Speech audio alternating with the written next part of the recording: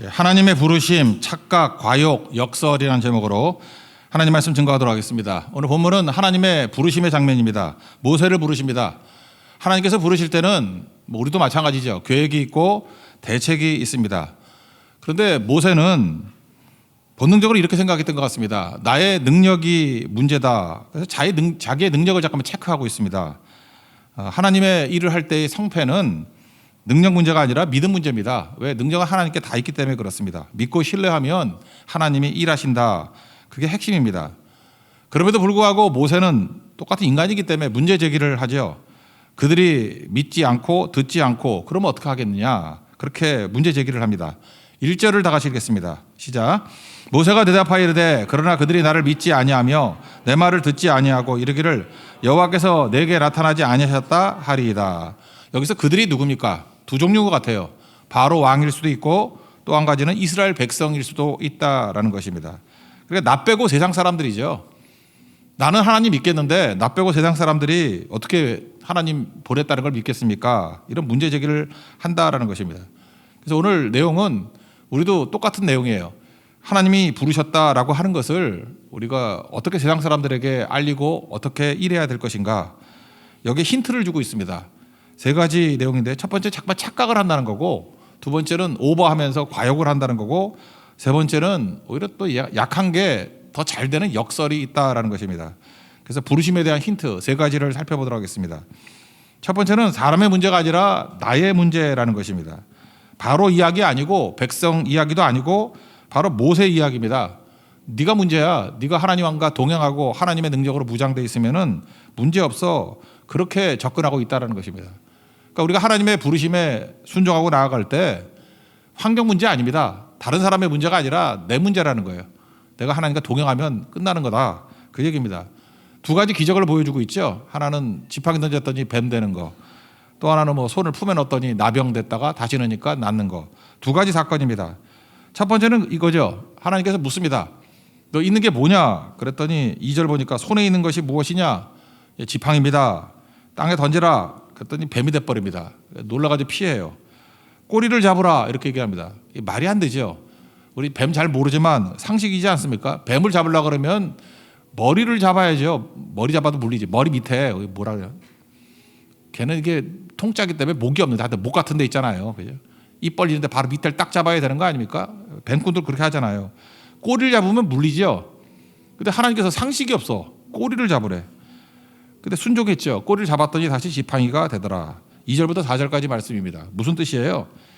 여기서 말하는 뱀은 그 바로왕을 상징합니다. 그래서 바로왕, 이집트에서는요, 그 코브라 문양이 바로의 문양이에요. 파라오의 문양입니다. 그래서 이렇게 왕관 같은 데 보면 코브라 같은 게 있습니다.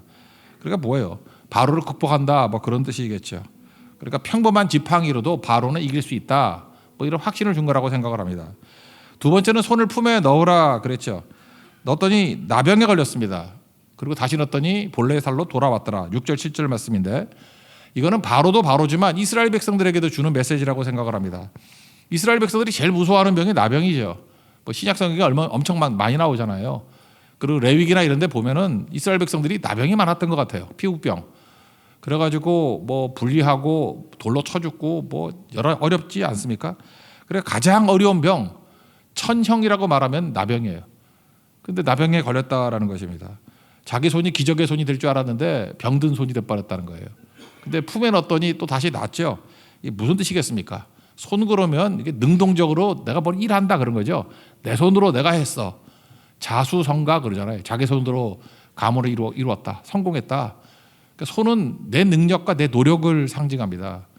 근데 나병 걸렸어요. 아무것도 아니죠. 근데 하나님이 가슴속에 넣으니까 다시 온전해지더라. 무슨 얘기예요? 일하는 것보다 품이 중요하다. 따뜻한 가슴이 중요하다. 굳이 말한다 그러면 하나님의 지팡이 들고 뜨거운 가슴으로 일해라, 뭐 그런 뜻이겠죠. 그러면 네가 그렇게 변화가 되면 하나님께서 너에게 승리도 주시고 안 될 일이 없다, 그런 얘기입니다. 오늘도 예배드린 성도들 항상 내가 문제라고 생각하죠. 내가 너무 약해서 아무것도 못하고, 주님 부르시면 뭐예요? 이렇게 약한데. 그거 아니라는 겁니다. 하나님이 함께하면 일은 하나님이 다 하셔요. 능력을 하나님이 다 주신다고요. 믿습니까? 흔들리지 말라고요. 나뭇가지에 앉은 새가 있습니다. 나뭇가지에 앉은 새는 나뭇가지가 부러지는 것을 두려워하지 않는답니다. 이유가 뭐죠? 새의 믿음의 근거는 나뭇가지에 있지 아니하고 날개에 있기 때문에. 새가 나뭇가지 부러지면 어때요? 뭐 부러지면 부러지는 거지. 부러지면 날아가 버리면 되는 거지. 우리가 그렇다라는 거예요. 하나님과 함께하는 날개가 있습니다. 그래서 세상에 있는 나뭇가지 뭐 튼튼할 수도 있고 안 부러질 수도 있어요. 근데 혹시라도 부러진다 그러면 하나님과 함께하는 날개가 있잖아요. 그래서 우리는 믿음의 근거가 나뭇가지에 있지 않다고요. 바로에게 있지 않습니다. 이스라엘 백성에게 있지 않습니다. 하나님과 함께하는 날개에 있다고요. 그게 지팡이잖아요. 그게 품속에 집어넣었다 뺀 손이잖아요. 하나님이 함께하는 손이라 그러면 능히 이길 수 있다라는 것입니다. 동행의 확신을 통해서 우리 두려움을 이길 수 있는 하나님의 거룩한 종 되기를 바랍니다. 이 비슷한 경험이 야곱에게도 있었죠. 야곱이 뭐 잘못했죠. 아버지도 속이고 형도 속이고 그래서 집을 떠납니다. 도망치는 거 아닙니까? 도망쳐서 그 루스라는 땅에 갔죠. 그 외롭습니다. 뭐 사실은 버림받은 느낌 뭐 그런 거 있었겠죠. 근데 거기서 하나님 만나지 않습니까? 사닥다리 오르락내리락 하면서 하나님 만나는 체험이 있습니다. 창세기 28장 15절 보니까 내가 너와 함께 있어. 동행 약속입니다. 어디로 가든지 너를 지키며 너를 이끌어 이 땅으로 돌아오게 할 것이다. 허락한 것을 다 이룰 것이다. 하나님께서 함께 한다라는 약속을 주셨습니다. 그래서 그 땅이 루스였는데 이름을 뭐로 바꿔요? 베델이라고 바꿉니다. 근데 그 이름의 뜻이 있어요. 루스라는 이름의 뜻이 뭐냐면 분리되었다, 버림받았다 그런 뜻이에요. 그러니까 1차적인 뜻은 분리예요, 분리. 그러니까 가족과 분리됐다, 아버지와 분리됐다, 사랑과 분리됐다. 그러니까 외롭겠죠. 우리가 지금 많은 사람들이 힘들어하는 게 분리죠. 분리, 단절. 죽음이라는 것도 분리, 단절을 의미합니다. 죽었다는 느낌을 받잖아요. 그러니까 야곱의 마음에는 분리된 마음, 죽음의 마음. 하나님 만났어요. 그랬더니 다 이기죠. 그래서 그 장소를 뭐라 그래요? 베델, 하나님의 집이다 이렇게 말하고 있다라는 것입니다. 지금 모세의 마음을 하나님께서 루스에서 베델로 바꾸어 주셨습니다. 왜요? 하나님의 지팡이 들고 뜨거운 가슴 가지고 하나님 앞에 뛰면 내가 너와 동행해서 네 마음이 분리된 마음, 백성과 분리되고 바로와 분리된 마음이 아니라 하나님이 함께해서 능히 이기는 동행의 승리를 주는 베델이 될 것이다. 하나님의 집이 될 것이다. 약속하고 있습니다. 오늘도 예배 들어올 때는 루스였지만 예배 드리고 나갈 때는 베델의 마음이 되는 축복이 임하기를 축원합니다. 그게 승리라는 거예요. 착각하지 말라는 거예요. 내가 베델, 하나님의 집 되면, 하나님이 동행하는 존재 되면 능히 승리한다. 그걸 우리에게 보여주고 있습니다. 두 번째는 과욕인데 열심히 하려고 하지 말라는 거예요. 너무 잘하려고 하지 말라는 거예요. 그냥 하면 된다는 겁니다. 우리 너무 과욕이 있어요. 뭘 잘하려 그래. 잘하지도 못하면서. 열심히 하려 그래. 뭐 열심히 했어요?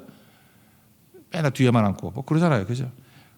그냥 결심하고 의지 뭐 이런 거 말고 베드로도 보세요. 맨날 결심하잖아. 여기 있는 사람 다 버린다 할지라도 주님 안 버린다 뭐 이러고.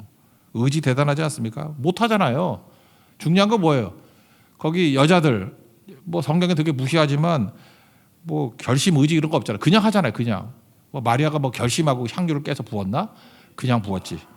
그리고 십자가 곁에도 그냥 따라왔지 뭐 내가 주님 따라갈게요 뭐 그러고 따라갔나? 그냥 간 거죠. 여기 보니까 주께서 명령하신 후에 뭐가 달라질 줄 알았어요. 근데 참 10절 같은데 재미있는 표현이 있어요. 주께서 종에게 명령하신 후에도 역시 그러하니. 우리 그런 거 되게 많이 있죠.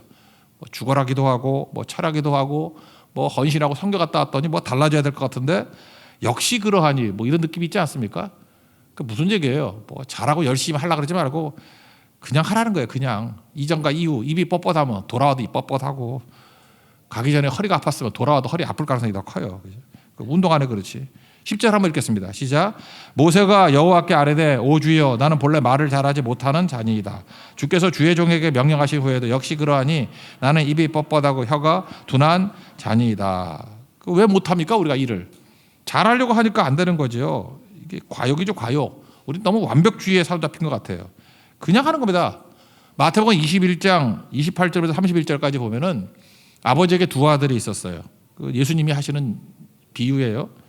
오늘 포도원 가서 일해라. 그랬더니 그 첫째 아들이 네 그렇게 하겠습니다.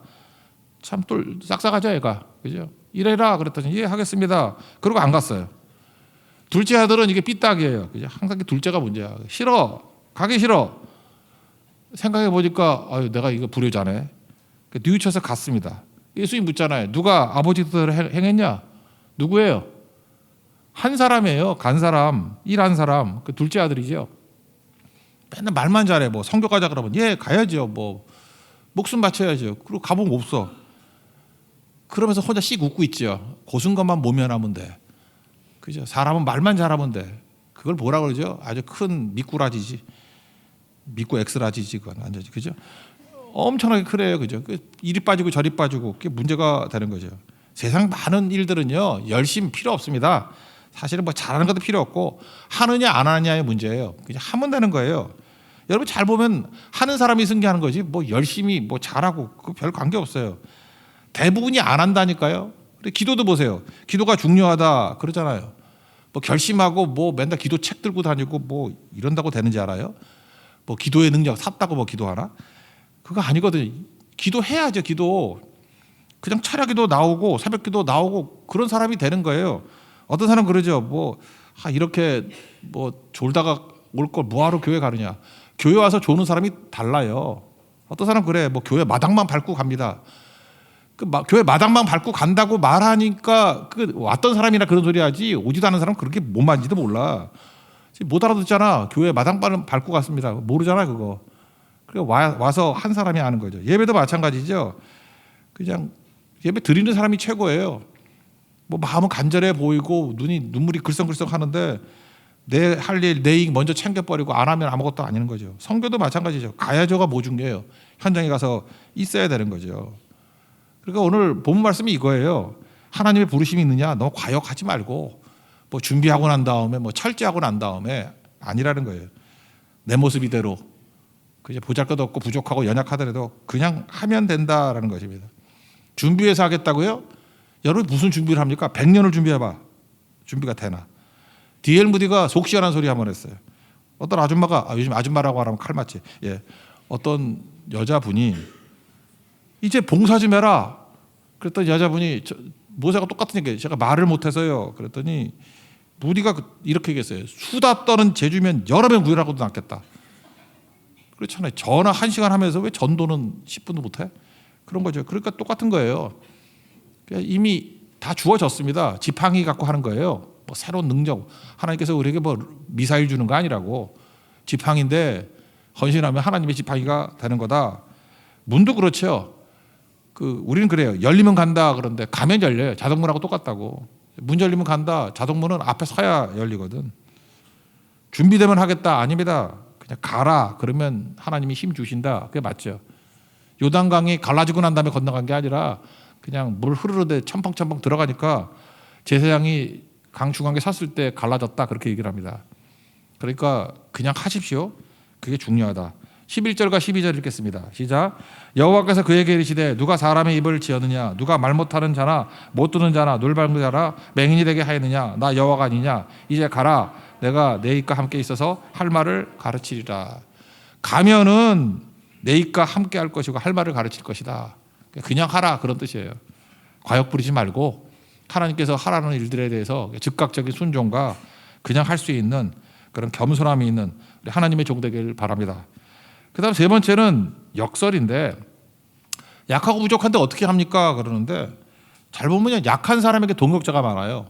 그리고 약할 때 친구들이 생기는 거죠. 제가 이전 교회 있을 때 그 젊은이들이 많이 모였습니다. 그러다 보니까 유능하고 똑똑한 애들 되게 많았어요. 뭐 명문대 다니는 애들 되게 많았고 뭐 정말 수석했던 전국 수석했던 애들도 몇 명 있었고 막 그랬어요.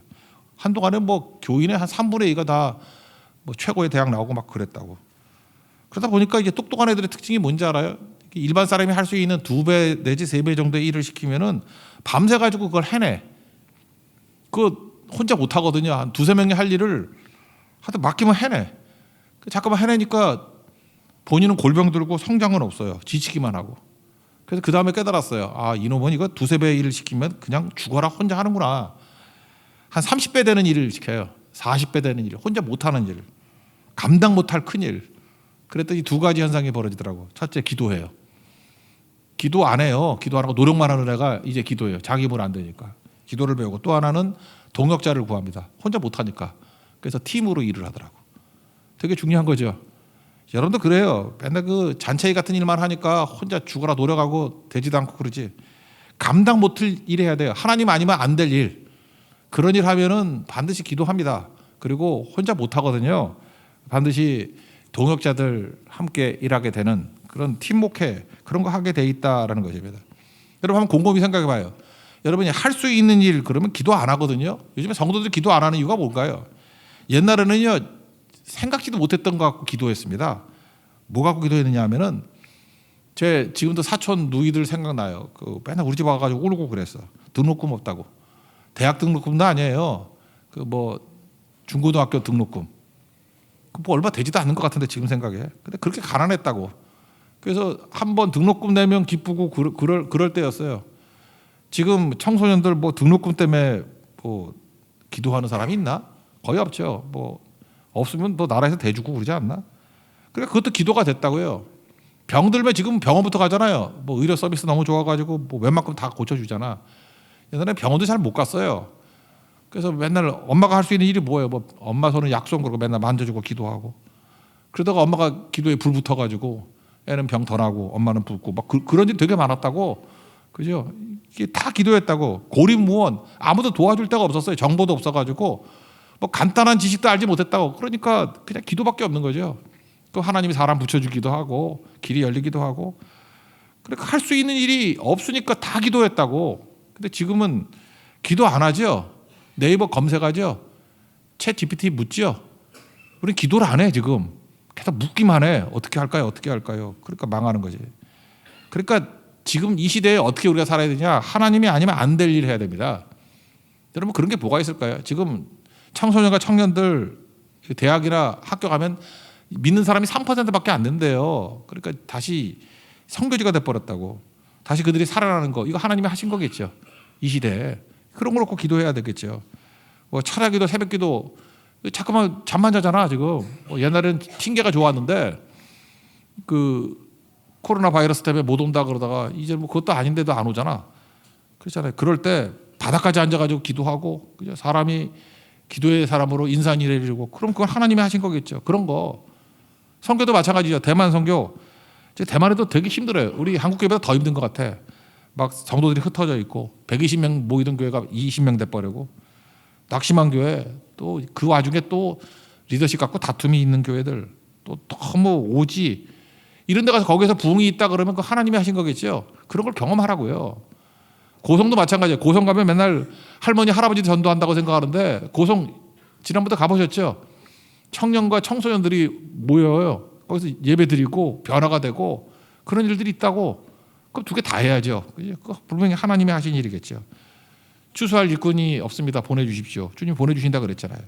그러니까 하나님이 하실 수 있는 일들 이런 거 하다 보면 여러분 삶에도 불이 붙기 시작해요. 그죠? 이게 되네. 내 삶 속에도 하나님이 하셨습니다 하는 그런 놀라운 일들이 일어나게 된다는 것입니다. 모세 약하다 뭐 보낼 만한 자를 보내주셔서 그랬더니 하나님 뭐라 그래요? 너 약하지? 그러니까 동역자가 필요하네. 아론 붙여줄게. 잠깐 사람이 붙는다는 것입니다. 13, 14절 읽겠습니다. 시작. 모세가 이르되 오 주여 보낼 만한 자를 보내소서. 여호와께서 모세를 향하여 노하여 이르시되 레위 사람 내 형 아론이 있지 아니하냐. 그가 말 잘하는 것을 내가 아노라. 그가 너를 만나러 나오나니 그가 너를 볼 때 그의 마음에 기쁨이 있을 것이라. 그러니까 약해야 돼요. 약해야 동역자들이 있고 친구가 있고 그렇다고. 친구 없는 분들 보면은요. 너무 똑똑해서 친구가 없어. 너무 강해서 친구가 없어. 너무 가진 게 많아서 친구가 없어요. 왜 그러냐면요. 친구 없는 사람들의 특징이 뭐냐면 자랑이 많아요. 사람은요. 참 이상한 존재예요.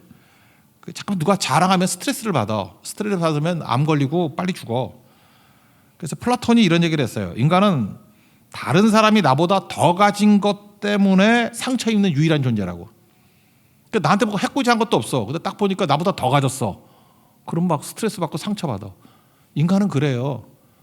그러니까 그러지 않아도 쳐다만 봐도 스트레스 받는 것들이 나름대로 있는데 만나면 자랑을 해. 미치는 거지, 그죠? 쟤 더 만나면 나 안 걸리겠다. 뭐 이렇게 된다고. 돈 자랑, 배우자 자랑, 자식 자랑. 그중에 최고가 자식 자랑이거든. 왜 그러냐면요, 자식 자랑거리가 없는 사람이 되게 많아요. 여기 여러 자식들 다 있죠. 뭐 자랑할 만한 자식이 몇 명이나 되겠어. 이 자식도 안 되고 저 자식도 안 되고 잘 안 돼. 자식 새끼들이 그게 자랑할 게 안 돼.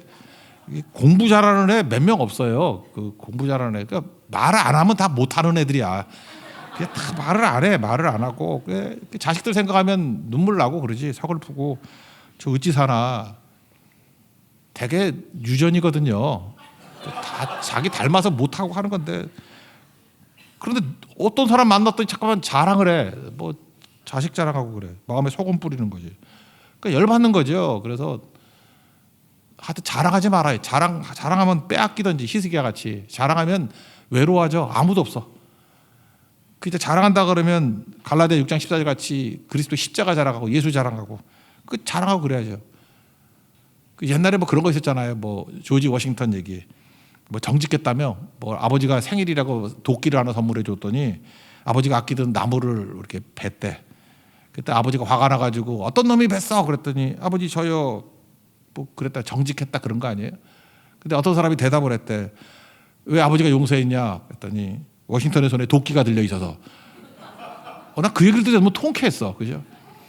보통 자식 새끼 자랑하는 거 아니야. 우리 자식 무지하게 정직해. 근데 우리 애들은 안 정직하잖아. 맨날 지갑에서 돈 훔쳐가고 맨날 안 그런가? 그죠? 맨날 부르긴 부르는데 학교에서 부르고 경찰서에서 부르고 그 말을 안 하지만 그런 아픔들이 있잖아요. 안 그래요, 여러분들? 성적표 안 보여주죠? 보여줘요? 저 한 번도 못 봤어, 우리 애들 거. 한 번도 못 봤어. 그렇다고. 그래서 정직하다, 훌륭하다, 뭐 그런 거 듣기도 싫거든. 근데 통쾌하잖아. 아버지가 왜 용서했냐? 도끼 들어서. 적어도 우리 집 애들은 도끼는 안 들었거든. 그 위로 받잖아요. 그런 게 되게 중요한 거죠. 그래서 서로 공감대를 가지고 덮어주고 사랑하고 그게 되게 중요해요. 사랑은 허다한 죄를 덮는다 그랬잖아요. 보자기 같은 마음 되십시오. 자랑하지 말고 자랑은 없애버리고 이제 보자기 들고 다니면서 허물 있으면 덮어주고 죄 있으면 덮어주고 이해해주고 그런 게 되게 중요해요. 제가 요즘 과자를 좋아한다 그랬더니 전국에서 과자가 와. 그러면 과자만 보내주면 됐지. 뭐 그렇게 말이 많은지. 나 진짜 열받아가지고. 제가 과자 이름을 잘못 말할 수도 있잖아요. 그죠? 그렇지 않아요? 뭐 이렇게 얘기를 하다가 뭐 좋으세요? 그래서 영양갱 그랬어요. 혜태 영양갱. 근데 보내줬어. 그렇더니만 영양갱이 아니라 연양갱이래. 나 암 재발할 뻔했네 완전히. 아니 보니까 연양갱이 맞아요. 근데 계속 우리 아버지가 영양갱 그래서 난 영양갱인 줄 알았어. 연양갱이야. 그래서 그러면 내가 똑같은 사람이에요. 그럼 찹쌀 과자 보내줘 그랬더니 또 말이 많아. 찹쌀 과자 아니에요. 참쌀 과자. 참쌀 과자. 와, 한번 보라고요. 진짜 참쌀 과자야. 여러분들 찹쌀 과자인 줄 알았죠? 똑같잖아. 보내주지 말지 뭐 이거 갖고 시비 걸어. 뭐 그러면서 내가 말도 안 했는데 지가 더 가르쳐줘. 오징어 칩이 아니래. 오징어 집이래. 안 해? 과자 대가들. 옛날에 제가 그 반포 살 때 그런 얘기 그때 처음 나왔던 얘기인데 고속버스 터미널 옆에 살았거든요. 시골 할아버지가 올라왔대요. 택시 운전사한테 전설의 고향 가요. 그랬더니 예술의 전당 갔다며. 개떡같이 말해도 찰떡같이 알아들어야지. 나는 그게 사랑이라고 생각하고 그게 영성이라고 생각해요. 그죠? 이게 뭐 말 갖고 시비 걸어. 그런 사람은 손을 품에 넣으십시오. 네. 그래서 따뜻한 가슴, 뜨거운 가슴 가지고 살아야 된다고 생각을 해요. 모세 푼수 같은 모습이 좀 있었습니다. 모세 허점도 있고, 그러니까 동역자들이 있는 거죠. 그게 좋은 거 아니에요. 우리 연약함과 약함이, 부족함이 오히려 동역이 가능하고 함께 오게 만드는 능력이 있다라는 거예요. 지난 금요철회 때 참 아름다운 모습이 있었습니다. 금요철회 끝나면 요즘 빵 주거든요. 첫 번째 날 빵 줬더니 반도 안 가져가. 저도 알아요. 뭐 밥에 먹어야 살찌고 뭐 몸이 좋겠어 그거. 그래서 지난 주간에 그랬어요. 우리 성찬 같은 느낌으로 다 같이 빵 먹고 같이 찌자고. 그랬더니 성도들이 은혜를 받고 다 들고 갔어. 뭐라 먹었는지 안 먹었는지 잘 모르겠어요. 되게 훈훈했어요. 훈훈하고 저도 먹으면서 부담도 덜하고 뭐 같이 찌니까. 오늘도 예배 끝나고 밥 먹으면서 눈인사도 하고 격려하고 좋아하고 가십시오. 그게 되게 중요한 거예요. 그죠? 혼자만 날씬하면 뭐 좋겠어? 그죠? 혼자만 건강식 해가지고 뭐 좋겠냐고. 가도 천국에 비슷할 때 가야지. 그게 더 좋은 거라고요. 하나님 앞에 그런 모습이 있었으면 좋겠어요. 우리 아침에 오셔서 우리 찬양할 때 여러분 약간 놀라셨죠. 당신만은 못해요. 이게 무슨 가요 같은 노래 이런 걸 잠깐 왜 부르나 그랬더니 박종호 씨가 불렀던, 사실은 그 결혼식 할 때 불렀던 찬양이거든. 찬양인데 저는 가정의 달에 이것도 필요하다고 생각합니다. 하나님 향해서 예배하고 영광 돌리고, 예배 찬양도 중요한데 수평적인 거, 이게 서로를 돌아보는 거 되게 중요해. 저는 그 2절 가사가 너무 좋더라고. 사랑도 나무처럼 물을 줘야 하는데 가끔씩 난 당신께 슬픔만을 줬어요. 그런 거죠. 사랑해 사랑해 하면 우리 가정의 달에 가족끼리 이거 좀 외워서 가족끼리 좀 불러주세요. 그죠? 배우자한테 불러줘도 되고, 자녀들에게 불러줘도 되고, 부모님께 불러줘도 되고, 아니면 우리는 또 주 안에서 한 가족이니까 우리끼리 서로 불러주고, 남자는 여자에게, 여자는 남자에게, 어른들은 젊은이들에게, 젊은이들은 어른들에게 이렇게 불러주면 좋을 것 같아요. 사랑하라. 내가 사랑과 같이 너희도 서로 사랑하라. 요한복음 13장에 나오잖아요. 너희가 내 제자인 줄 알리라. 잘 이룰 수 있는 하나님의 거룩한 종 되기를 바랍니다. 우리 다 하나님의 부르심을 믿죠? 그렇다 그러면 착각하지 말자. 내 문제가 아니라 하나님이 나와 함께하는 나의 문제다. 또 하나는 너무 과욕 부리지 말고 그냥 하십시오. 새벽에도 나오고 철학에도 나오고 열심히 하십시오. 그냥 하면 돼요. 뭐 큰 소리 치지 말고. 그리고 역설입니다. 약해서 우리 자랑거리가 하나 없어서 사람이 붙잖아. 그래서 우리 애들이 공부를 못하는 거예요. 그래서 우리 애들이 좀 모자란 거라고. 그게 훨씬 더 큰 힘이 된다는 거. 하나님의 은혜 가운데 승리하는 주의 종 되기를 바랍니다. 자리에서 일어나겠습니다. 하나님의 부르심 찬양하겠습니다.